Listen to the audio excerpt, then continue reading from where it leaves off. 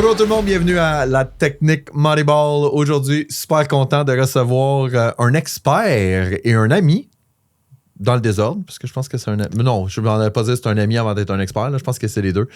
Simon Martin, comment ça va, mon Simon? Ça va très bien, content de te voir. Bien, ben, merci d'avoir fait la route de Québec. Ah, ça a fait du bien de se déplacer quand même, à revenir proche de Montréal, mais pas Montréal. T'es un ancien de Montréal. 5 à Montréal quand même. Fait que... 5 ans de Montréal. Puis toi, t'es tout jeune, t'as 25. Ah, 25. Ben, c'est vrai, ça fait 2 ans qu'on se connaît, fait que tu vieillis. J'ai pas ta barbe, mais je pourrais essayer. Bon, un jour tu vas l'avoir. Hey, je trouvais ça super intéressant de te recevoir sur le show parce que j'en ai parlé dans un des épisodes précédents où est-ce que là, je commence à parler beaucoup de l'entrepreneur Moneyball, où est-ce que je veux faire une espèce de mélange de parler de l'humain, de parler du marketing et tout. Mais toi, on s'entend que le gars des emails, tu es un spécialiste en infolette, email marketing, qu'on s'amuse à dire, mais je voudrais qu'on en parle un peu parce que moi, ça a un peu changé beaucoup ma business grâce à toi. Et je me posais la question, comment qu'un gars de 25 ans, parce que ça fait 3 ans que tu fais ça? 3 ans? Ouais, à peu près. Bon. Ouais, exact. Comment un gars de 22 ans est tombé dans l'univers du email marketing? Je peux pas dire c'est arrivé du jour au lendemain. Là, je te promets qu'il y a pas un matin que je me suis levé, je me suis dit, je veux me partir une business de email puis d'infolette. J'aime dire même que c'est probablement pas la branche marketing la plus sexy, la plus excitante à démarrer. Fait que je te dirais, comme bien du monde, je suis un peu tombé dans la marmite de voir des publicités, de se lancer une business en ligne en 2020. J'ai essayé plein de petits projets. Je pense qu'en 2020, j'ai essayé de faire de la production vidéo, j'ai essayé de faire du print on demand, du dropshipping, Amazon FBA, un blog on donné. Puis en je suis tombé. Exactement. Puis on voit toutes les mêmes pubs, on voit toutes les mêmes choses. Je les ai essayées. Je pense que souvent, j'ai abandonné un peu trop tôt aussi, ou quand on parle souvent du Shiny Object Syndrome. Fait que ça marchait pas après quelques mois. Je voyais une autre pub, j'ai acheté une autre formation, j'essayais quelque chose d'autre. Fait que ça a été un peu ça d'année en année. 2022, je suis tombé sur le copywriting, qui est beaucoup plus populaire, beaucoup de copywriters un peu partout dans le monde, au Québec.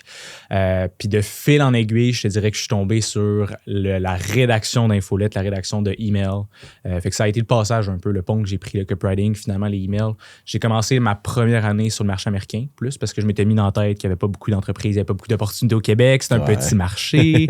Ben, tu sais, oui, c'est un petit marché, mais tu sais, je veux dire, c'est un marché de 8 millions, 9 millions de personnes. Si tu vas chercher 1% de ça, tu peux gagner ta vie amplement. Là, mais effectivement, que souvent, c'est ça qui arrive. Les gens qui partent en marketing numérique ou en quoi que ce soit, ils disent « Ah, moi, je veux m'attaquer à la francophonie. » C'est parce que le Québec est trop petit. Quand tu auras purgé le Québec au complet, tu iras dans le reste. Au Québec en premier. C'est ça, absolument. Fait que toi, tu as commencé avec les États-Unis. Oui, un bon 1 an, 1 an et demi. Puis tu sais, en fait, ça fait l'effet inverse. C'est un beaucoup plus gros marché, mais c'est tout le monde au monde peuvent participer dans ce gros bassin-là de marketing. Fait que je compétitionnais avec n'importe qui dans le monde, en Europe, en Asie, peu importe. Tout le monde fait faire du marketing par courriel. Puis ça a commencé dans ce temps-là à être vraiment alléchant comme modèle d'affaires. Parce que tu sais, ce qui m'avait intéressé à la base, c'était aussi le modèle, tout comme ceux qui font des réseaux sociaux ou tout autre type de modèle de marketing que tu peux avoir de la rétention avec tes clients. C'est un peu ça qui m'intéressait. T'sais, moi, en copywriting au début, c'était un gros mandat par-ci par-là, une page de vente, des trucs comme ça, mais à la fin, c'était rinse and repeat. Il fallait que je trouve d'autres clients. C'était feast or famine beaucoup. Fait qu'email, soudainement, c'était très, très intéressant comme modèle de trouver des clients, les conserver, faire leurs infolettes, puis les garder en continu comme modèle. Fait qu'après 1 an et demi, j'ai réussi à réaliser finalement qu'au Québec, il y avait des possibilités puis qu'il y a à peu près personne qui fait ça. Fait que, tu sais, j'ai osé prendre ma place, m'appeler le gars d'email depuis bientôt 1 an, je te dirais. Puis effectivement, je te dirais qu'il y a beaucoup de copywriters au Québec, comme un peu partout dans le monde, mais très peu se spécialisent en marketing par courriel, qui va bien au-delà de que la rédaction. J'adore ça parce que, tu sais, puis c'est drôle parce que les gens, y compris moi, ont toujours eu une relation d'amour-haine avec le courriel, de dire le site d'infolette, j'aime pas ça, la merde, puis blablabla. Puis moi, j'étais exactement dans cet esprit-là. Et il y a bientôt 2 ans, tu m'as formé, tu m'as coaché, puis tout le kit. Puis tu sais, puis je le dis en tout respect, mais pas du science rocket, là. Non. Puis les gens ouvrent les courriels, les gens consultent les courriels et les gens achètent grâce aux courriels. C'est des faits. Moi, je l'ai vécu. Tu sais, je l'ai vécu depuis que j'utilise ma stratégie de courriel. Ben, je suis capable d'aller chercher des résultats qui sont vraiment le fun parce que c'est quelque chose que tu dis toujours, c'est qu'une liste courriel, c'est un actif. Absolument. tu bâtis ta liste courriel puis elle t'appartient en quelque sorte bien plus que de la pub. 100%, bien plus que de la pub, bien plus que tes abonnés sur les réseaux sociaux. Personne ne peut te l'enlever. Tu peux du jour au lendemain décider de changer de plateforme de l'échelle d'email marketing. Tu downloads ta liste, c'est des informations, c'est des contacts, puis tu les transfères, c'est à toi. Tant qu'ils ne sont pas des abonnés, tu peux les contacter en tout temps. Tu pourrais décider de les contacter un par un si tu veux, si tu as leur information, mais tu as eu leur consentement, ils sont embarqués dans ta liste de contacts, puis tu peux les contacter quand tu veux. Fait que c'est un actif, puis on en parlait dans tes cohortes, Marco. C'est aussi un ajout à la valeur de ton entreprise si tu veux la revendre plus tard. Tu sais, ton nombre d'abonnés versus combien de milliers de personnes, par exemple, que tu as dans ta liste de contacts, ça peut énormément ajouter de valeur parce que c'est un actif. C'est des gens que directement, à tout moment, tu peux faire une promotion, tu peux contacter. S'il y a un transfert de propriétaire pour une entreprise, ben, tu peux vraiment transférer une information de cette façon-là. Fait que c'est vraiment définitivement un actif, c'est le bon terme. Hein. Il y avait David Grégoire qui est avec... qui est avec Franco Stafford. Mais je pense qu'il a changé de nom, là, mais... Ouais. En tout cas, lui, avant, c'était Monsieur e-commerce, puis il travaillait pour Voyage en direct, je crois. Il a aussi fait sous-titreur, je le suivais dans ce temps. Oui, il y avait sous-titreur, mais quand il était pour Monsieur e-commerce, puis il faisait Voyage en direct, lui, il travaillait beaucoup sur le email marketing, puis il était venu sur un podcast, puis il avait dit les gens n'ont pas idée à quel point il envoyait un courriel, genre pour un upgrade de siège ou pour un upgrade de chambre. Il dit le pourcentage de réponse était épouvantablement payant parce que là, c'est quelqu'un qui avait déjà acheté, puis là, tu faisais un upsell plutôt que... Fait que je trouve que c'est tellement... J'essaie de trouver le bon terme, mais c'est comme je vais dire un trésor caché, parce que la grande majorité, puis on rit, on en parle souvent de ça, la majorité des entreprises vont utiliser la stratégie infolettre à août 2025. Ah ouais, ça va être leur objet. c'est déjà pas intéressant, on dirait. C'est ça, puis là, les gens sont comme, OK, oublie ça, je lis pas ça, mais... C'est pour ça qu'on parle de moins en moins d'infolettes et de email marketing. Mais, fait que là, toi tu aides les entreprises, mais concrètement, là, qu'est-ce que tu fais pour une entreprise? C'est du copywriting, oui, mais il y a bien d'autres aspects à valider. Qu'est-ce que tu fais? Exact. Fait que moi, je commence tout le temps en expliquant que pour nous, le marketing par courriel, c'est 3 piliers, en fait. Si tu veux, on va les faire les 3. On va y aller plus en profondeur. Le premier, tu parles de copywriting. Là, c'est d'écrire le email, de le rédiger, tout le kit. Mais ça, il y a des méthodes, il y a des bonnes pratiques et tout ça. Tu dirais, puis là je vais pas te prendre un peu flat foot, là, mais tu dirais que c'est quoi la plus grande erreur que les gens vont faire avec le copywriting de email? La plus grande erreur, une des plus grandes erreurs. Plusieurs erreurs, là, on a le temps. On en parle dans tes cohortes. La première, c'est, en fait, tu l'as dit à la blague tantôt, l'objet, super important. Ouais. En fait, je vais tout le temps dire la nuance parce qu'il y en a qui mettent beaucoup de pression, des fois des formateurs, où ils vont dire l'objet, c'est extrêmement important, puis ça l'est. Mais en bout de ligne, c'est aussi le contenu que tu envoies. C'est ça qui va faire qu'à la longue, les gens ils finissent par s'intéresser de réouvrir plus tard tes courriels. Ouais. Mais on y va avec l'objet. Tu as dit tantôt en exemple, par exemple, infolette, mois de août. L'objet, c'est pas un titre. Souvent, les gens ils vont écrire, par exemple, leur infolettre. Puis à la fin, ils vont dire ce serait quoi les mots-clés que je pourrais mettre dans l'objet qui représentent le thème de mon infolettre? En fait, l'objet, c'est un hook, c'est un accroche. Le but ultime de l'objet, c'est que les gens, ça leur donne le goût d'ouvrir pour aller voir la suite. C'est la porte à ouvrir vers la infolettre ou 2025, ça te donne pas le goût d'ouvrir. Absolument. Puis justement, puis c'est pour ça qu'on essaye dans tes cours de moins utiliser le mot infolette, parce qu'en fait, moi, typiquement, je vais dire le mot infolette parce que ça vient mettre un peu plus clair que je ne suis pas nécessairement dans la prospection par courriel. Il y en a qui viennent me voir pour ça, email marketing, donc prospection par courriel. Je dis infolette parce qu'on est un peu plus dans le nurturing, dans les abonnés à contacter. Mais non, c'est ça. Fait que quand on parle d'infolette, souvent, on va penser juste au courriel promotionnel qu'on reçoit une fois par mois avec des photos, puis clique ici, puis rabais, tout ça. Fait que les gens, effectivement, sont un peu tannés de recevoir ça. Donc, si on parle un peu plus de email marketing, c'est pour ça qu'on peut être beaucoup plus loose dans le contenu. Puis, tu donnais l'exemple souvent à tes élèves dans la cohorte. Tu peux parler de des histoires personnelles. Tu avais parlé d'un match d'un de tes gars. Ouais. Tu donnes des anecdotes que tu relates à une leçon plus tard. Ça peut mener vers, après ça, ton call to action plus tard. Puis sinon, un truc facile que je pourrais finir là-dessus pour ce bout-là, c'est, j'avais dit dans ta cohorte, couper dans le gras un peu dans les courriels. Ouais. Fait que l'erreur, il y en a beaucoup qui ont le syndrome de la page blanche pour commencer, mais à la fin, quand ils finissent par écrire un texte, puis ça s'applique également pour des publications de réseaux sociaux, c'est beaucoup trop long. Souvent, ils se sont attachés à des expressions, à des blagues, puis à des choses qu'ils ont dit. C'est bien correct, mais souvent, il y a beaucoup c'est très puissant d'aller couper dans le gras. Vraiment, là, réduire. Si tu pars finalement, tu avais écrit un roman, tu avais écrit un courriel de 600 mots, tu es capable de le couper à 300. C'est vraiment la crème de la crème que tu as réussi à garder à la fin. Puis je me souviens, un des conseils que tu m'avais donné, qui pour moi était, pas relativement, était très facile, mais qui n'est pas nécessairement pour tout le monde, c'est que tu me dis, quand tu écris ton courriel ou quand tu écris ton infolette, relis-la à voix haute pour voir comment qu'elle sonne. Tellement. Parce que moi, j'écris littéralement comme je parle. Tu sais, quand quelqu'un qui me connaît et qui est en train de lire une infolette, on entend ta voix. Ouais, tu m'entends, tu me vois.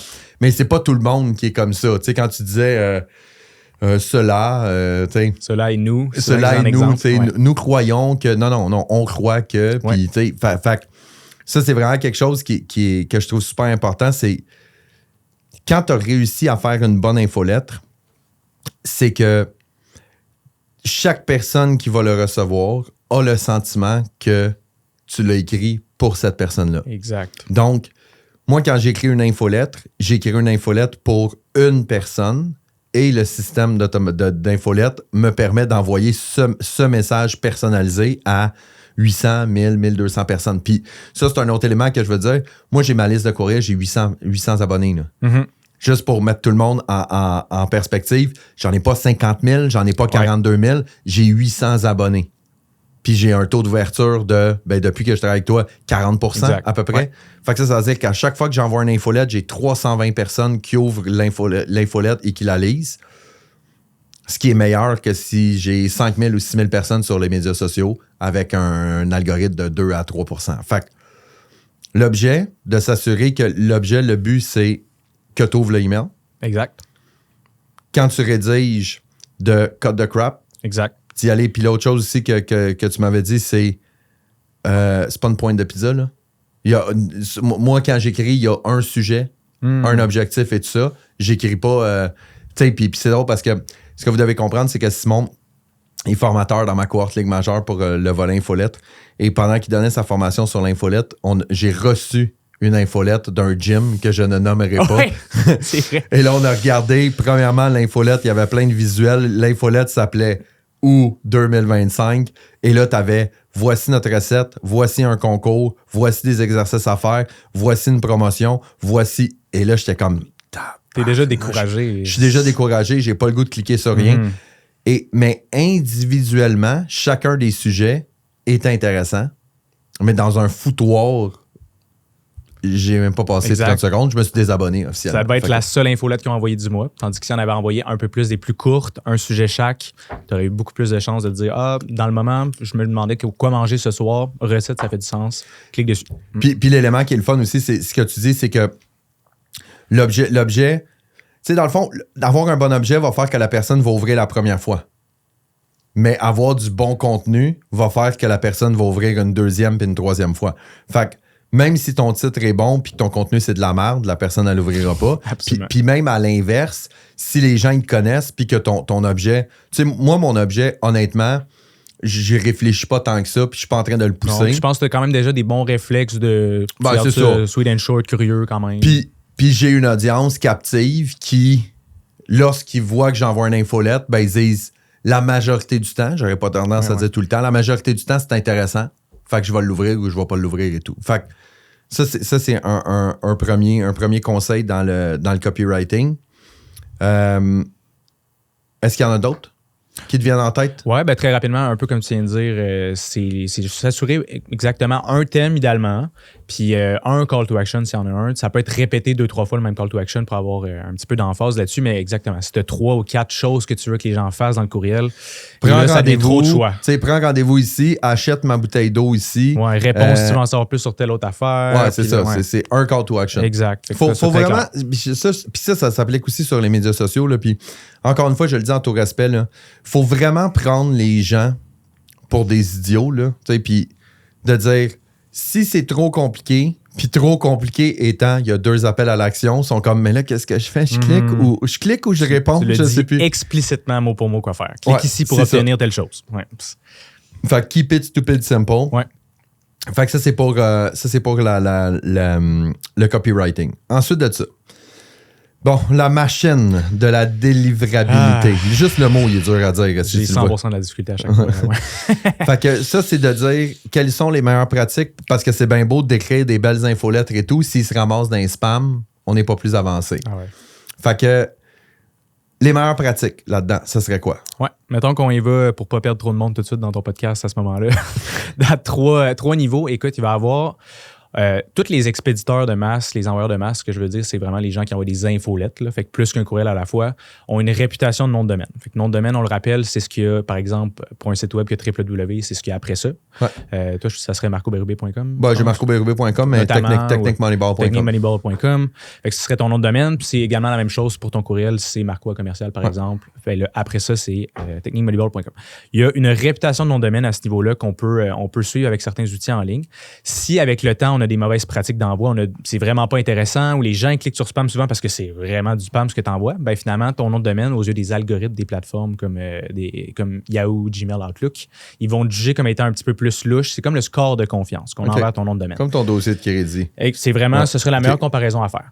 Un petit peu plus loin, je te dirais que tous les logiciels d'email marketing nous fournissent des IP. On n'a pas à interagir avec ça, puis on n'a pas à comprendre plus loin que ça, mais eux autres aussi essayent de gérer le score de confiance de leurs IP qu'ils fournissent.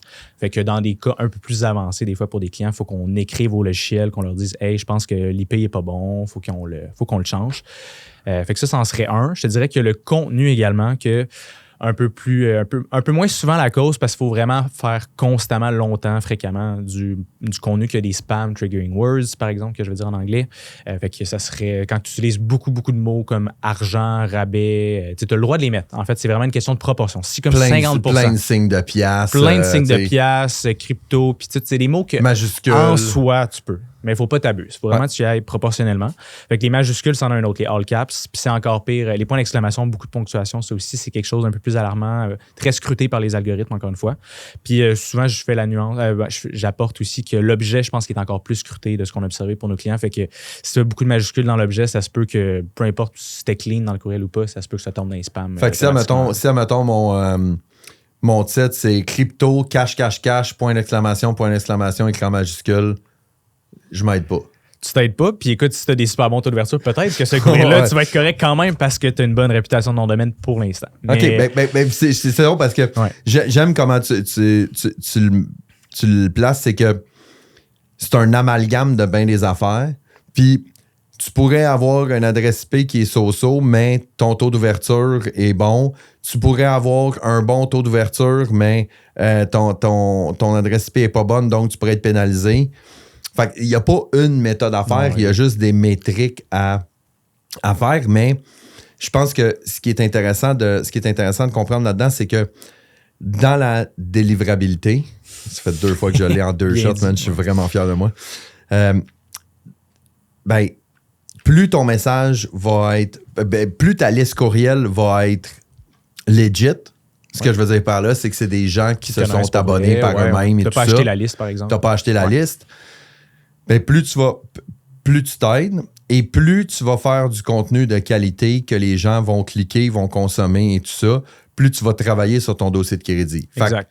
Il n'y a pas de règle, mais c'est juste que si tu as travaillé ou si tu as acheté une liste courriel à quelqu'un, tu fais du super de beau copywriting, ben tu profites au minimum de ce copywriting-là parce que en amont ou en aval, peu importe comment tu dis ça, ben c'est ce qui est rappé parce que ta délivrabilité n'est pas là. Exact. C'est 3 en 3. Ouais, c'est ça. Fait que tu le résumes bien, puis honnêtement, il y a plein d'autres facteurs à prendre en compte. Je suis en train de skipper un des très importants également, qui est l'authentification, qui lui, c'est très binaire dans le sens que c'est fait ou c'est pas fait, en général. Fait que les clients, des fois, on arrive, puis l'authentification n'était pas bien faite avec le logiciel. Fait que ça, c'est pas une question de pratique sur le long terme, c'est plus de mal synchronisé, authentifié avec ta plateforme de nom de domaine puis le logiciel d'email marketing. OK, ça, c'est, admettons, là, moi, j'étais avec ActiveCampaign, là, quand que je viens pour partir, au début, là, ils me disent d'authentifier, puis là, il faut que je mette mon nom de domaine, puis là, ils vont aller vérifier que mon adresse courriel puis le nom de domaine, ça a une bonne politique et tout ça, puis qui ont des bonnes procédures, puis là, ça va m'aider à partir de ce moment-là. Exact. OK. Tu sais, puis... Mais je sais, à chaque fois qu'on en parle, t'es tout le temps, tu sais, je sais que c'est compliqué, puis tout le kit. Ouais, Chris, c'est compliqué, mais c'est super important. Oh, exact. Parce que c'est la moitié de la job. Je veux dire, t'as bien beau avoir le plus beau message, Ben, tu sais, mettons, tu tripes sur une fille, là. Puis là, tu y écris une belle lettre d'amour, là. Elle est écœurante, ta lettre d'amour, là. Puis là, tu la donnes à un esti de messager pas fiable, là. Ça se rend pas. T'as pas le résultat, tu te maries pas, t'as pas d'enfant, puis tu vis malheureux tout le restant de tes jours. J'adore cette métaphore-là. Moi, je trouve ça très triste, honnêtement. Ouais, mais tu l'as très bien dit, puis honnêtement, moi, je me suis formé des meilleurs sur le marché américain en premier, en email marketing, puis souvent, ce qu'ils vont dire, c'est l'erreur numéro 1, c'est de maîtriser que le copywriting puis pas maîtriser la délivrabilité. Puis s'il y avait le choix entre un des deux, il prendrait à tous les jours quand même la délivrabilité en premier parce que c'est quand même se donner une chance de se rendre dans le bas de courriel. Tandis que l'autre, c'est incroyable, mais très peu de gens vont le voir ou pas du tout. Fait que c'est vraiment se rendre en premier puis que ça soit bon en deuxième, la priorité. Je suis 100% d'accord avec toi. Fait qu'il y a des meilleures pratiques. Puis, bien évidemment, tu sais, on n'en parle pas, mais c'est un fact. Il faut que tu travailles avec une plateforme de livraison de courrier. Une plateforme pas de Gmail à tout le monde. C'est ça, parce qu'il y a des gens qui le savent même pas, qui disent moi, je vais prendre mon Gmail, je vais mettre 300 personnes en CCI, puis je vais l'envoyer. Mm-hmm. Ça, premièrement, tu ne respectes pas la règle, la loi C27, C28, anti-pourriel. En tout cas, celle-là, ils font comme exprès. Ils disent on va faire la C25, la C27, la C28. Tu sais, vous ne pourrez pas genre trouver juste des lettres puis des chiffres différents. Tu sais, la D93 ou la C25, t'es comme ça va bien, en tout cas. Okay. Tu vois? Rent over. Non. Fait que ça, tu peux vraiment être pénalisé. Tu peux même avoir des amendes pour ça. Fait qu'il faut que tu aies une plateforme. Puis ce que j'avais aimé, puis on va les plugger. Ça va me faire plaisir de le faire. Moi, j'ai utilisé ActiveCampaign. Là, j'utilise maintenant Kajabi parce que toutes mes landing pages sont là-dessus. Mais toi, tu me disais que tu utilises Cyber Impact, qui est une entreprise québécoise. Exact. Puis comme je l'avais dit dans ta dernière cohorte, comme probablement plusieurs personnes, j'avais un peu le préjugé que les gens qui optaient pour cette entreprise québécoise-là, pas celle-là spécifiquement, mais qui prenaient l'option québécoise alors qu'il existe des dizaines ou des centaines d'options sur le marché anglo, que c'était pour encourager local, mais que c'était pas nécessairement une des meilleures. Fait que sur le coup, je me dis, moi, je veux la meilleure plateforme pour mes propres infolettres. Et finalement, c'est en suivant Alex Martel, je pense, je recevais son infolettre, puis ça parlait du fait que maintenant, c'était Cyber Impact qui était utilisé, en fait, dans son cas. Très recommandé, très agréable à utiliser. Puis moi, depuis que j'utilise, en fait, ce que j'aime beaucoup, c'est que le support est en français. Je suis correct en anglais aussi, mais c'est en français, c'est québécois et ça prend 2 minutes à avoir une réponse. Fait que on dirait qu'avec le temps, en faisant beaucoup de marketing par courriel ou en utilisant beaucoup de logiciels, c'est de réaliser que le support est tellement important. Pour plein de plateformes. J'adore Go High Level pour les optimisations, les automatisations qu'on peut faire, mais souvent, ça va prendre 2 jours obtenir une réponse que c'est pas... C'est une question qu'on demande, est-ce que c'est ça ou ça? Puis ils répondent « yes ». Puis après ça, là, tu te dis, c'était 3 jours plus tard, et te renvoie à un autre niveau de support. Fait que oui, effectivement, Cyber Impact. C'est drôle que tu dis ça parce que c'est la raison pour laquelle j'ai arrêté avec ActiveCampaign. ActiveCampaign, le support était tu sais, aussi banal que j'ai trop d'emails dans ma liste parce que tu sais, j'ai un forfait XYZ. Mm-hmm. Et là, je veux effacer des listes que j'utilise plus. Ouais. Et là, ils me permettent pas de les effacer. Fait que là, je suis comme, OK, mais... Pourquoi? C'est ça, là, je demande au support, puis ça a pris 3 jours avant qu'ils me répondent. Mais l'objectif, c'était de faire la promotion de ma cohorte qui commençait bientôt. C'est comme, mais c'est parce que, tu sais, 3 jours... Time is money. Time is money en tabarnouche, tu sais. Fait que la délivrabilité est super importante, puis c'est important de le dire que Cyber Impact, super de belle option québécoise. Je trouve ça important de le mentionner. Et le troisième, qui est encore... qui est vraiment le fun, là, c'est... Les automatisations. Exact. Fait que, tu sais, sans qu'on en nomme une tonne, il y a beaucoup de puissance derrière le marketing par courriel. On comprend que tu peux rejoindre qui tu veux. Tu as toutes leurs informations, je veux dire email, des fois le numéro de téléphone, mais tu as leur email, tu as leur prénom, nom de famille, souvent. Tu peux les rejoindre. Tu peux rejoindre qui tu veux, à quel moment tu veux, selon leur comportement, leur engagement. Fait que, par exemple, c'est même pas en plus une automatisation que je te mentionne, mais tu sais, tu peux jouer avec les segments selon les gens, ça fait 30 jours. Toutes les gens que ça fait 30 jours et moins qui ont ouvert un courriel, tu peux leur envoyer un courriel. Tu peux décider d'ouvrir le segment, avoir encore plus de monde là-dedans. Puis après ça, si on revient aux automatisations, il y a vraiment le fait que les gens, tout fraîchement, quand ils rentrent dans ta liste de contacts, tu peux choisir le parcours que tu veux qu'il y ait. Vraiment, fait que s'ils arrivent d'un formulaire, tu peux décider que les courriels qu'ils vont recevoir automatiquement, ça soit cohérent. En fait, j'encourage à ce que ce soit cohérent avec le fait qu'ils ont rempli ce formulaire-là. Fait que là, les courriels par la suite, tu le sais que c'est des gens qui arrivent probablement de telle publicité, peut-être de réseaux sociaux, qui avaient ce problème-là, qui ont rempli ce formulaire-là à cause de cette information-là. Donc, tu peux t'assurer que les courriels par la suite sont cohérents. Si tu as du monde qui ont acheté, par exemple, ton livre, ben là, tu te dis, ça se peut que ce soit des gens qui en savent plus sur moi, qui me connaissent déjà, qui ont consommé mon contenu. Fait que c'est des gens qui ne sont pas à la même place dans les awareness levels, dans les niveaux de conscience qu'on parle souvent en marketing. Fait que déjà, tu peux leur créer des parcours différents. Là, je ne suis pas en train de dire non plus qu'on crée des centaines d'automatisations différentes pour ces clients-là. Souvent, ça va finir qu'ils reviennent dans le même bassin avec le temps parce qu'ils continuent d'être ils peuvent juste faire le tour. Tu sais, l'exemple que je pourrais te donner, c'est que, admettons, je vais faire une pub pour ma cohorte. Et là, les gens qui vont compléter le formulaire de ma cohorte, ben, ils vont recevoir 1 ou 2 courriels, 3 courriels qui vont parler un peu qui je suis, mais je présume qu'ils le connaissent déjà parce que c'est une cohorte à 3000 $.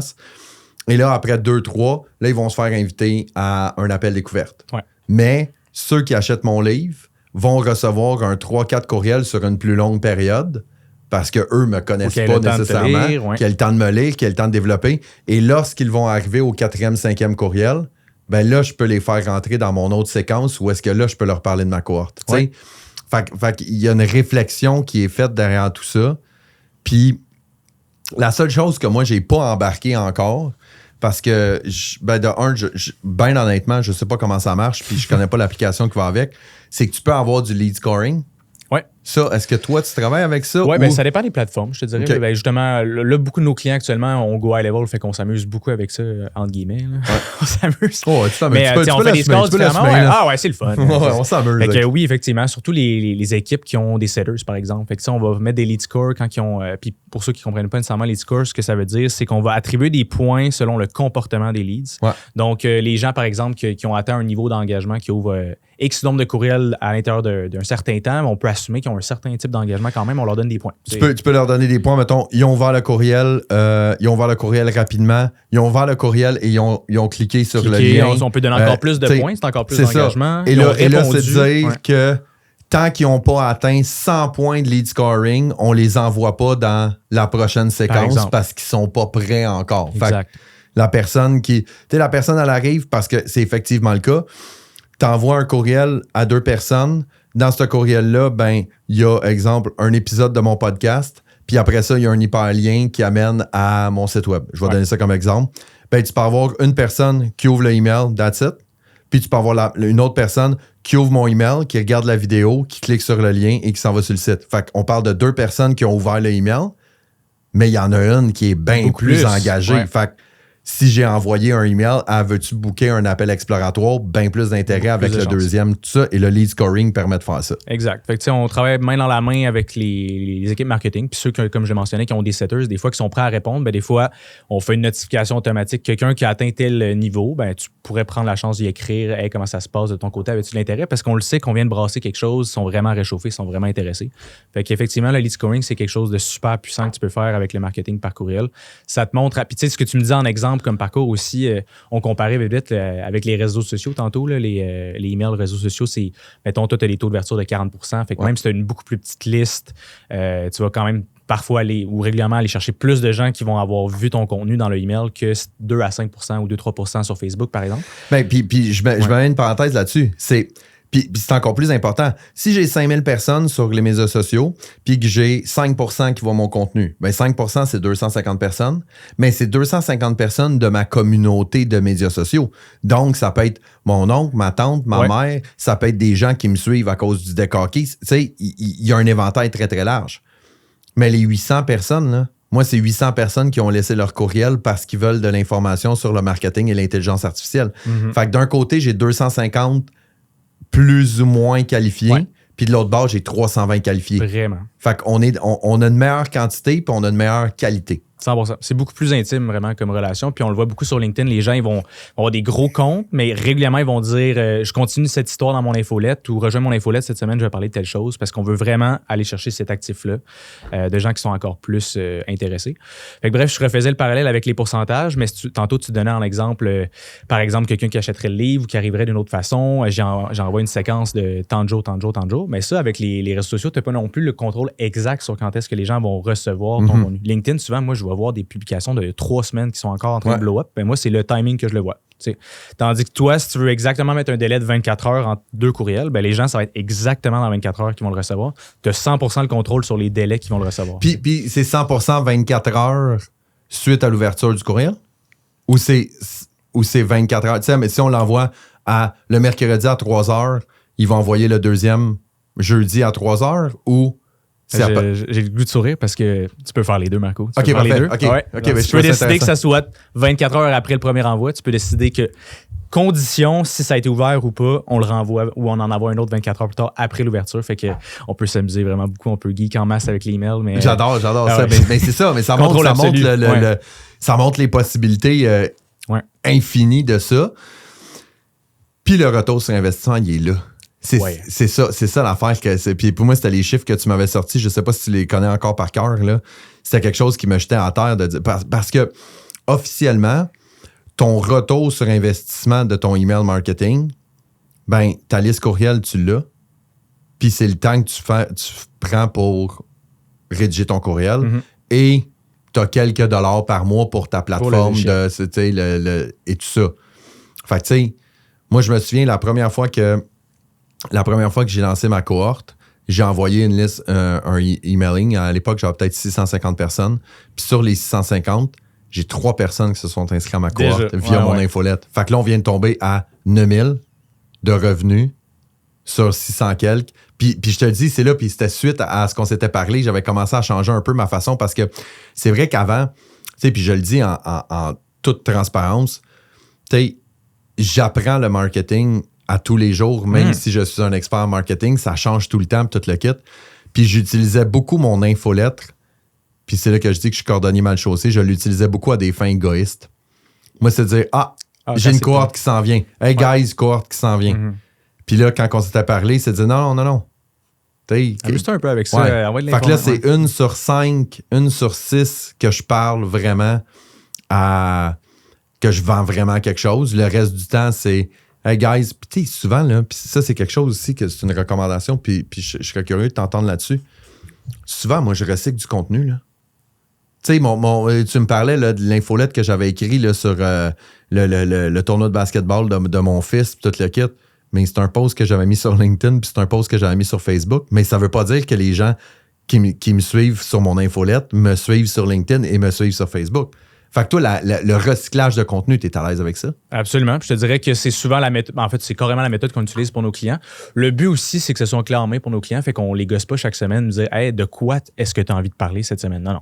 Souvent, c'est des gens qui ont. Pour que ça vaille la peine de faire du marketing par courriel, ils ont déjà un bon front-end de tunnel de vente. Fait qu'ils vont faire de la pub ou des réseaux sociaux, typiquement. Mm-hmm. Puis, ben, tu sais, ils rendent des leads de cette façon-là, mais ça veut dire qu'ils créent du contenu, ils ont des podcasts, des vidéos YouTube, ils postent sur les réseaux sociaux. Ben, c'est une mine d'or, ces affaires-là. Puis les emails, en fait, tu sais, des fois, probablement que 30 secondes de parler à haute voix, ça peut remplir un email, honnêtement. Fait que ça veut dire qu'il y a beaucoup de segments puis de morceaux que tu peux aller prendre dans les contenus puis le repurpose en courriel par la suite. Tu peux t'amuser après ça avec les call to action, avec les intonations, tu peux changer l'histoire, l'allonger un peu, tout ça. Mais c'est, honnêtement, de toutes mes dernières années, j'ai jamais vu quelqu'un qui a répondu « Hey, j'ai déjà posté ça sur une autre plateforme. » Je l'ai vu vraiment pas. Ça arrive pas à ma connaissance. Fait que, puis en plus, honnêtement, quand même, ce serait le cas, dans l'objet, ils ne savent pas nécessairement que c'est de ça que tu vas parler. Tu n'as pas un objet sur ton post de réseaux sociaux. Là. Fait qu'ils ne le savent pas nécessairement. Ils vont l'ouvrir, ils vont l'ouvrir. C'est un call to action. Puis tu sais, puis encore une fois, on en parlait tantôt, là. Je fais un post sur les médias sociaux, j'ai 5000 personnes, il y en a 250 qui vont le voir, ben, il y en a 4750 qui ne l'ont pas vu, puis il faut que dans ce 4750-là, ils soient tous inscrits à mon infolette. Fait que tu sais, des fois, tu sais, on en parlait dans un précédent podcast, puis on disait, tu sais, t'es pas le personnage principal de l'histoire de tout le monde. Là. Les gens sont submergés de posts Facebook, posts LinkedIn, TikTok, Instagram, Snapchat, infolette, tout le kit. Fait que tant que ton contenu est intéressant, divertissant, et qui fit avec ton audience, tu vas être capable d'avoir des résultats. Là, en termes de... Mettons qu'on parle de statistiques, puis j'en ai en tête, puis je veux t'entendre là-dessus parce que je veux valider si c'est bon, c'est que il y a aussi une stratégie à faire du fait que quand tu publies tes infolettres, ben, tu as des statistiques à regarder qui est ton taux d'ouverture, qui est ton taux de clic, qui est ton taux de désabonnement, puis tout le kit. Mais il y a quand même des standards à atteindre. Puis tu sais, pour quelqu'un qui ne connaît pas ça, puis qui est comme, Je sais pas, tu sais. Mais mettons, comme on disait, moi, un taux d'ouverture de 40%, c'est un très bon taux d'ouverture. Absolument. Où est-ce qu'on commence à s'inquiéter? Fait que, écoute, je te dirais, il y a quelques années, les email marketers, les meilleurs au monde, je te dirais, ils disaient que, eux autres, ils géraient des listes de plusieurs centaines de milliers de personnes, ils disaient qu'ils faisaient tout le temps d'être au-dessus de 15%. C'est vraiment, statistiquement, c'était quand même là que ça allait chercher. C'était comme le threshold pour pas tomber dans les spams. C'était pas trop bas, mais il allait quand même chercher, écrire à tout le monde le plus possible. Maintenant, on va recommander d'être au-dessus de 20-25% idéalement. La nuance, je te dirais, c'est que c'est très normal que lorsqu'on commence, on a une plus petite liste, le pourcentage d'ouverture soit plus haut. C'est vraiment quand avec le temps, tu continues de grossir ta liste d'abonnés, il y en a des moins intéressés. C'est normal que ça baisse. Puis le tien est effectivement très bon. Puis je te dirais que pour cette taille de liste-là, on va plus, admettons un taux régulier, j'ai l'impression que je verrais peut-être plus en moyenne 30%. Mettons, toi, 40%, tu es quand même très, très d'avance. Les gens sont sincèrement intéressés à la taille de liste que tu as. Regarde la caméra. Fait que c'est très, très bon. C'est un bon point de départ. Puis, tu sais, juste pour le tie-in avec les problèmes de délivrabilité, souvent, quand on a des problèmes de spam, on va le savoir parce qu'on a de très mauvais taux d'ouverture. Si tu as 5% du jour au lendemain, s'il y a quelque chose qui se passe mal, tu es tombé dans les spams probablement. Mais si pendant une certaine période de temps, tu as vraiment des mauvais taux d'ouverture parce que c'est pas intéressant ou tu envoies à du monde qui ouvre plus tes courriels, fait que c'est une autre histoire avec les segments des gens actifs ou pas. Ben, si tu as de très mauvais taux d'ouverture comme indicateur d'engagement, les algorithmes comme de Gmail, Yahoo, Outlook, etc., ils vont se dire peut-être que le score de confiance, ça va le baisser parce que le monde, sincèrement, ils n'ont pas l'air d'être intéressés. Ils envoient peut-être du spam. Fait que ça aussi, ça peut te faire tomber dans les spams. Fait que c'est un ou la l'autre. Poule ou l'œuf, ouais, exactement. Fait que ça veut dire que si tu es à 25% et moins, pose-toi des questions. Puis moi, ce qu'on m'avait dit, c'est c'est là que l'objet fait toute la différence. Mm-hmm.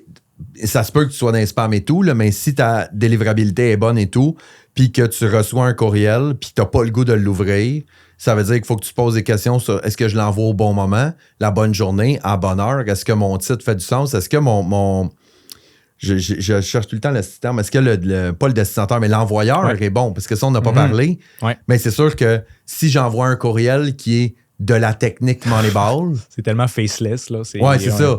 Ou j'envoie un courriel de Marco Bérubé, il y a plus de chances que les gens vont l'ouvrir. Puis tu sais, c'est très souvent. Puis toi, ta recommandation que tu disais, c'est que si tu travailles pour une grosse entreprise, puis qu'il faut que tu sois quand même. Mais ça pourrait être Simon de chez Zellers. Fait qu'au moins, Zellers, t'as-tu connu? Oui, j'ai connu. OK, parfait. J'ai un Zellers et un Sears projet. OK, parfait. Fait que, tu sais, Simon de chez Zellers, au moins les gens sont capables de le voir, mais tu as mis une identité propre de dire que c'est Simon qui envoie le truc. Fait que, si tu n'as pas un taux d'ouverture qui est intéressant, ben c'est de te poser la question, c'est qui l'envoyeur, puis mon objet, puis la délivrabilité, mais ça, c'est dans un deuxième ordre. Après ça, les gens, ils ouvrent mon courriel.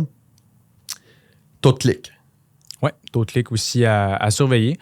Écoute, ça, je te dirais que c'est. Je vais dire qu'il est un peu moins important que le taux d'ouverture dans le sens que ça dépend vraiment de c'est quoi ton call to action, c'est quoi ton lien, la chose à cliquer. Donc, tu sais, je te dirais que tu vas peut-être voir du 1, 1,5.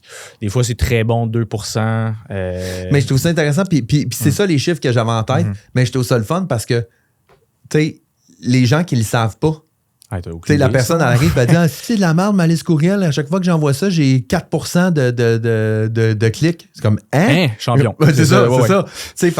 Puis je suis d'accord avec toi de dire que le clic est bien secondaire à l'ouverture, parce que déjà s'il n'y a pas d'ouverture, il n'y aura pas de taux de clic. Fait que tu dis 1,5, 2%. C'est quand même très bon, je te dirais. Puis la nuance que j'apporterais, c'est que, encore une fois, ça dépend de la taille de ta liste. C'est une toute petite liste, les gens sont probablement qui te connaissent un peu plus. Ouais. Peut-être des parents, des amis qui se sont ajoutés là-dedans au début, fait que tu as des bons clics. Bon, excellent, parfait, c'est parce que tu as assez de monde dans ta liste pour ça. Mais, fait que il y a une différence si tu envoies une ressource gratuite. Mettons que tu as fait un nouvel article de blog puis tu mets un lien, ben ça, c'est pas une grosse demande. Tu leur demandes pas d'acheter quelque chose. Ouais. Typiquement, le pourcentage va être plus haut sur quelque chose de gratuit. Tu leur donnes de la valeur. Si tu promouvois quelque chose, typiquement, il va être un peu plus bas et c'est normal. Fait que c'est là qu'on va voir un peu plus du 0,5 à 1%. Puis c'est au-dessus d'1%, proche de 1,5, c'est quand même. Est-ce que ça l'impacte positivement ma délivrabilité? Oui.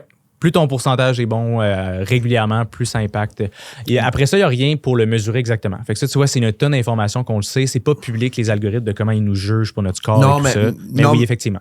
Mais ma question était, si j'envoie toujours des infolettes en disant « Inscris-toi à ma formation, clique ici, pour le bon taux de clic va être très bas. Ouais. » Mais si je fais un mélange, puis je dis « Hey, je vais envoyer mon plus récent article de blog, je vais envoyer mon dernier épisode de podcast, je vais envoyer une ressource gratuite. » Ben là, j'ai des gens qui cliquent, qui vont aider ma délivrabilité, qui vont me permettre d'être moins facilement dans les spams. Oui, vraiment. Okay. Puis, tu sais, je te dirais, si on y va par ordre d'importance aux yeux de l'algorithme, il y aurait, c'est ça, ouverture, avoir le plus d'ouverture possible, c'est un premier niveau. Un clic, ça vaut encore plus. C'est quasiment comme du lead scoring, mais les algorithmes, un clic, c'est encore plus d'engagement. C'est quelqu'un qui a fait confiance à un lien que tu as envoyé. Une réponse à un courriel. Fait que tu vois, des fois, quand on veut réactiver des segments de contacts qui sont plus endormis, qui sont plus inactifs, on va essayer d'avoir un objet vraiment flashy pour ça ouvre. On va leur appeler en équipe et on va leur demander une réponse des fois. On va trouver des façons d'avoir une réponse. Ça veut dire encore plus que c'est quelqu'un qui te connaît. Puis sinon, plus exceptionnellement, je dirais, dans le premier courriel, souvent, une séquence de bienvenue, on va demander aux gens des fois, je vais t'envoyer d'autres courriels si tu veux m'ajouter comme contact. Fait que c'est comme l'ultime niveau de confiance également. Fait que je te dirais, c'est un peu l'ordre. Fait que c'est un peu les indicateurs que tu peux essayer d'utiliser. Tu essaies d'améliorer ton taux d'ouverture. Si tu vas chercher des clics, tu vas chercher des réponses, tu vas chercher surtout les réponses. Ouais. Ben, c'est quand même intéressant. Ça veut dire que tu as tout intérêt à bâtir une stratégie puis de dire, tu sais, je vais envoyer une infolette par semaine puis de dire, il y en a une, ça va être un clic sur un article de blog. Le deuxième, ça va être un clic sur une ressource gratuite. Le troisième, je vais demander une réponse. Puis le quatrième, je vais demander, ça va être un call to action pour vendre mes patentes. Fait que là, tu as une espèce de mélange qui fait que tu vas être capable de jouer avec ça parce que puis ça, c'est l'autre chose aussi. Si c'est toujours le même type d'infolette, c'est drôle parce que je suis en train de te dire ça, puis je réfléchis que je fais toujours le même type d'infolette. Mais tu sais, moi, c'est toujours du texte écrit de base. Ouais, mais c'est d'histoire des angles différents, par contre. Ouais, c'est ça. L'angle est différent parce que ça aussi, c'est quelque chose. C'est que, tu me le disais, de dire, prenez en considération que 90% des gens consultent leur courriel sur un téléphone. Fait qu'arrêtez de faire des astuces d'infolettes avec des photos, puis des images, puis du graphisme, tout le kit. Moi, quand j'envoie un courriel, c'est du texte aussi. C'est écrit là. Clic, clic, clic, clic, clic, clic. Salut, il m'est arrivé ça. Voici ce qui est arrivé. Bing, bang, fling, flower. Ça revient au feeling du one-on-one, comme tu disais quand tu écris un email. Exactement, 100%. Ouais. Puis la dernière statistique que je voudrais regarder avec toi, que je trouve intéressante, c'est le taux de désabonnement. Ça, c'est inévitablement que ça a l'impact. Absolument. Mais pas nécessairement. Ça n'impacte pas nécessairement négativement si c'est en petite quantité. Oui, parce qu'il faut comprendre de toute façon, ça ne sert à rien d'essayer de ne pas en avoir. C'est tout à fait normal d'en avoir. Puis ça, tu vois, j'aurais pu aussi mentionner ça dans notre volet de délivrabilité tantôt. C'est très important d'avoir le lien des abonnés. Puis ça revient aussi au fait que c'est pour ça qu'on ne veut pas envoyer plein de courriels à plein de monde de notre compte Gmail, par exemple. Parce que ça ne le fera pas automatiquement, ça ne te mettra pas un lien pour se désabonner. C'est comme si tu envoies ça à plein de contacts que tu connais. Fait que les plateformes, les logiciels email marketing, ils vont typiquement, pas typiquement, ils n'ont pas le choix. Il va tout le temps avoir un lien différent ou pas, mais se désinscrire qui va être là. Fait que ça, c'est super important de l'avoir. Fait que je voulais le plugger, puis qu'il soit bien visible. Parce qu'il y a également des entreprises qui le savent, que c'est obligé d'être là, où ils peuvent pas l'enlever, mais ils vont le mettre gris sur gris ou ils vont le mettre super minuscule. Fait que moi, je dis tout le temps l'exemple, qu'est-ce que vous pensez qui arrive si les gens trouvent pas le lien, se désabonner, puis ils veulent se désabonner? Ils vont juste vous mettre en spam à la place. 100%. Ils vont pas juste faire « Ah, tant pis, peut-être quelques-uns », mais ils vont cliquer sur spam à la place. Ouais. Fait que vraiment, vous remplirez votre cas. Fait que ça, il y en a de plus en plus, en fait, justement, pour vraiment bien protéger leur délivrabilité. Puis on va le faire pour certains clients qu'on veut prendre les devants. On va même écrire se désabonner dans le top du courriel. Vraiment, on veut le mettre dans leur face. Mais là, maintenant, tu l'as sur Gmail. Ouais, on dirait, on le voit aussi comme option. Tu as vraiment l'option en haut à droite de te désabonner, tout le kit. Puis moi, je me désabonne. Parce que ça aussi, c'est quelque chose qui à mon sens, puis au début, j'étais de même. Là, moi puis j'envoie une infolettre. Là, je regarde. J'ai eu 3 personnes qui se sont désabonnées. Là, tu checkes leur nom. Ah ouais, c'est ça. Là, tu cliques ici, puis là, tu fais quand si Sonia. Genre, n'est pas Sonia que t'as fait. Ouais, c'est ça. Je vais y envoyer un courriel. Mais officiellement, moi, je trouve ça, au final, je trouve ça positif parce que il y a 2 choses. Premièrement, Sonia vient de me dire que le contenu que j'ai envoyé ne l'intéresse pas. Fait que, tu sais, c'est une petite clochette qui sonne de dire « Hey, ton contenu est assez plate pour que la personne se désabonne » ou il est trop fréquent ou, en tout cas, il y a quelque chose dans ta stratégie qui fait que les gens ont le goût de se désabonner. Fait que normalement, introspection, qu'est-ce qui se passe? Puis la deuxième chose, qui est probablement plus importante encore, c'est que si ça t'intéresse plus, là, ben désabonne-toi. Ben oui. Je veux dire, moi, j'ai pas de problème. J'aime mieux avoir 750 personnes qui trippent sur ce que je fais que 800, puis il y en a 50 là-dedans qui ouvrent pas, qui cliquent pas, qui scrapent tes indicateurs d'engagement. Ouais. Fait que, tu sais, il faut pas prendre... Fait que c'est quoi? C'est moins de 1%? C'est ce qui serait tolérable? On va viser même moins que 0,5. Tu n'auras pas des problèmes de spam du jour au lendemain. En fait, si c'est au-dessus de 0,5, justement, peut-être lever le flag de « OK, c'est peut-être quand même un peu poche ce que j'ai envoyé cette semaine. » Parce qu'effectivement, tu sais, il y a quand même des gens qui vont se désabonner même si notre contenu est bon. Puis ça veut juste dire écoute, tu t'es pas pour eux, puis ils n'auraient pas acheté probablement. Si moi j'en ai 800... 1%, c'est 8. 1,5%, c'est 4. Ouais. Fait que quand j'en ai 3 qui se désabonnent sur une infolette, c'est 0,37. Je veux dire, on ne se chicane pas avec ça. C'est dire, c'est simple, c'est correct et tout. Tu peux encore te dire c'est bon ton contenu. OK, parfait. Faut juste... fait que c'est vraiment la faute à Sonia. Et voilà. Ouais, c'est Sonia tout seul. C'était pas pertinent. Ouais. OK. Tabarnouche, c'est un masterclass d'infolette. On a roulé... Écoute, y a-tu d'autres choses? Écoute, tantôt tu te demandais, je continue pas de renchérir, inquiète pas, mais tantôt tu parlais de, c'est un gros retour sur investissement, le marketing par courriel. Ouais. J'ai la stat, ça va te rappeler dans le podcast, si tu veux. Fait qu'on parle, ça dépend des années, évidemment. Fait on va dire que c'est entre 3600 et 4200%. Fait que 36x, 42x, le retour sur investissement quand on compare au prix d'un logiciel versus l'argent qu'en moyenne, toutes les industries confondues vont faire avec le marketing par courriel. Puis rappelons-le, la plupart des contacts, les leads qu'on a là-dedans, on les a pas à acheter en achetant une liste. De manière, je le recommanderais pas. C'est souvent les entreprises qui ont investi full l'argent dans la publicité. Il y en a là-dedans qui achètent sur le coup, puis c'est le 3%, on parle souvent de la statistique, 3% des acheteurs vont acheter maintenant, puis 97%, il faut tes nurture sur le long terme. Ben, tous ces gens-là, après ça, des fois, ils oublient, ils font pas grand-chose, ils envoient une infolette qui est plus intéressante. Fait que c'est des contacts que tu as déjà payé pour ou que tu as obtenus gratuitement sinon. Fait que c'est tellement peu coûteux pour le retour sur investissement que tu peux faire. Là. Fait que... Moi, j'ai plein de stratégies d'acquisition de courriel. J'ai la menace d'un couteau. Non, c'est pas vrai. Non, c'est les gens qui achètent mon livre. Ça, c'est le premier. Puis le pire, c'est que les gens qui achètent mon livre, j'ai fait un double... un double opt-in, confirmation? Là, ouais. Non, parce que ceux qui l'achètent via moi, ben eux autres, ils laissent leur courriel parce qu'ils procèdent à un achat en ligne. Et ceux qui l'achètent en librairie, je les invite à aller sur mon site web pour pouvoir télécharger les documents de travail. Smart. Fait que là, ils vont chercher le courriel là. Fait que là, j'ai ces deux-là. Après ça, tu sais, il y a maintenant, là, avec l'AI, puis avec Kajabi, puis avec Canva, puis tout le kit, moi, quand je donne des formations, tu sais, des fois, je donne des formations de 2 heures, 3 heures et tout, j'aime ça faire un landing page. Parce que, tu sais, je donne la formation en ligne, là, les gens, ou en personne, puis là, les gens, ils regardent, puis ils voient ma présentation, mes slides et tout, puis moi, je les offre à la fin, ça me dérange pas. Et là, je dis aux gens, je dis, voulez-vous ma présentation? Puis ils sont comme, oui, on aimerait vraiment ça. Mais vous avez juste à aller sur ce landing page-là, vous laissez votre courriel, je vais vous l'envoyer. Automatisation qui est déjà faite, il s'en va. Boom. Fait que là, si j'ai 40 personnes à la formation, puis j'en ai 5, 10, 15, 20 qui laissent leur courriel, parce que, tu sais, le pourcentage n'est pas si grand que ça, ben... Là, je vais en chercher là. Après ça, sur les médias sociaux, tu peux aller en chercher et tout. Les gens qui s'inscrivent dans mon groupe Facebook, ils peuvent laisser leur courriel. Là, la seule affaire, c'est juste que je me pose la question de prendre ce courriel-là et de le rentrer manuellement dans l'application. Est-ce que ça me nuit? Ben, je te dirais, j'ai même, pour un client, à un moment donné, on a trouvé un outil en ligne qui nous permet peut-être d'automatiser la connexion entre le groupe Facebook et le logiciel. Fait qu'on les rentre automatiquement. Je pense qu'après ça, c'est tout le temps de s'assurer, peut-être l'écrire à quelque part. Tu vas être ajouté à la liste, comme ça. Oui, c'est ça. Ben, je l'écris dans la question. Vous pouvez vous laisser votre courriel. Si vous laissez votre courriel, je peux vous ajouter à mon infolette, tout le kit. Fait qu'il laisse, il laisse pas. C'est pas une question obligatoire. OK, en plus. Voilà. Mais là, on est vraiment dans la philosophie Moneyball de... Tu vas chercher un peu de courriel avec tes ventes en ligne, tu vas chercher un peu de courriel avec tes ventes en librairie, tu vas chercher un peu de courriel avec tes formations, un peu de courriel avec ci, un peu de courriel avec ça. Mais chacun de ces courriels-là, qui fait un 5 de plus, un 10 de plus, tu sais, officiellement, ma stratégie 2025, automne 2025, qui va commencer bientôt, je veux vraiment améliorer, grossir ma liste courriel, mais de gens pertinents, tout le kit. Puis tant que t'es formateur, c'est des possibilités de revenus infinis, des idées à tester infinies également, des funnels à tester. Plus tu grossis ta liste, plus après ça, tu n'as pas à te demander « Ah mon Dieu, comment que je vais promouvoir telle chose, telle chose. » Tu as une liste de gens qui vont te lire.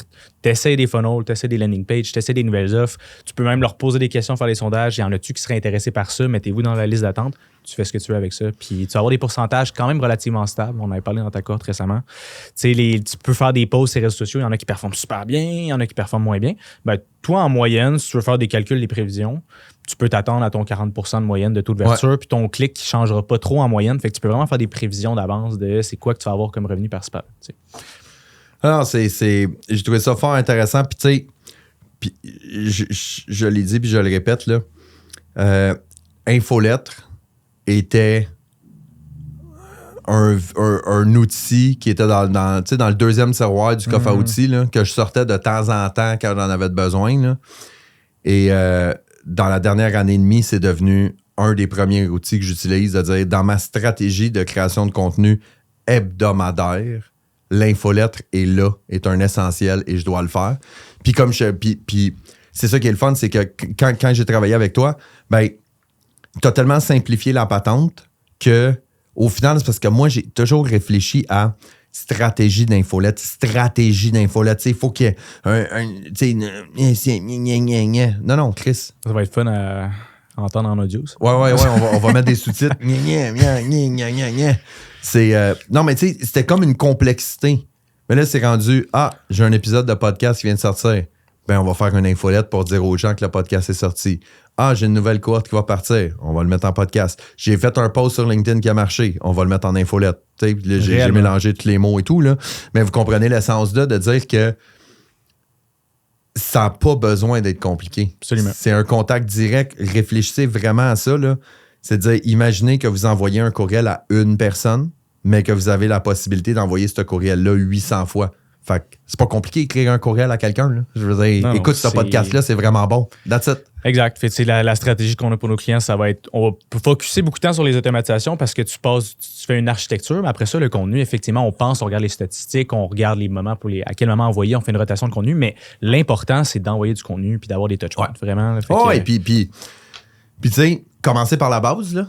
Tu sais, avant de commencer à tomber dans l'automatisation, puis le lead scoring, puis le ci, puis le ça, puis c'est de dire... Assurez-vous d'envoyer d'avoir une bonne liste, first.